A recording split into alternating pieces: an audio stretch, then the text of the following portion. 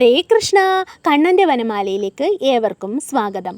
തമിഴ് പഞ്ചാംഗത്തിൽ തൈമാസത്തിലെ അല്ലെങ്കിൽ മകരമാസത്തിലെ പൂയം നാളാണ് തൈപ്പൂയമായി ആഘോഷിക്കുന്നത്. ശിവപുത്രനും ദേവസേനാധിപതിയുമായ സുബ്രഹ്മണ്യൻ്റെ പിറന്നാളാണ് തൈപ്പൂയം.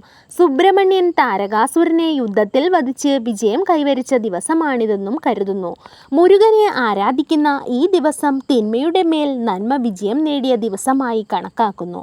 കേരളത്തിലെ തൈപ്പൂയാഘോഷം നടക്കുന്ന ക്ഷേത്രങ്ങൾ ഹരിപ്പാട്, കിടങ്ങൂർ, ഇളങ്കുന്നപ്പുഴ, വൈറ്റില, പന്മന, പയ്യന്നൂർ സുബ്രഹ്മണ്യ ക്ഷേത്രം എന്നിവയാണ്.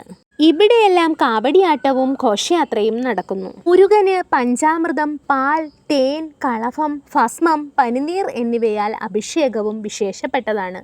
അങ്ങനെ ഞങ്ങൾ കാവടിയെടുക്കാനായി വെളുപ്പിനെ 4:30 ആയപ്പോൾ കാമംകുളങ്ങര ശിവക്ഷേത്രത്തിലേക്ക് പോയി. അവിടെ നിന്ന് കാവടി നിറച്ച് പൂജിച്ചിട്ടാണ് പന്മന സുബ്രഹ്മണ്യ ക്ഷേത്രത്തിൽ എത്തുന്നത്. ഒരുപാട് പേര് ഉണ്ടായിരുന്നു കാവടിയെടുക്കാൻ. ചേട്ടൻ കാവടി നിറച്ച് വന്നപ്പോൾ ഞങ്ങൾ പന്മനയിലേക്ക് പോയി.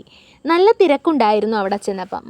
അപ്പം നമ്മൾ ക്യൂ നിന്നൊക്കെ തൊഴുത് ഇറങ്ങിയപ്പോഴത്തേക്കും നേരം വെളുത്തിട്ടുണ്ടായിരുന്നു. അങ്ങനെ ഈ വർഷവും കാവടിയെടുക്കാൻ സുബ്രഹ്മണ്യ സ്വാമി അനുഗ്രഹിച്ചു. ഹരഹരോ ഹരഹര. രാധേശ്യാം.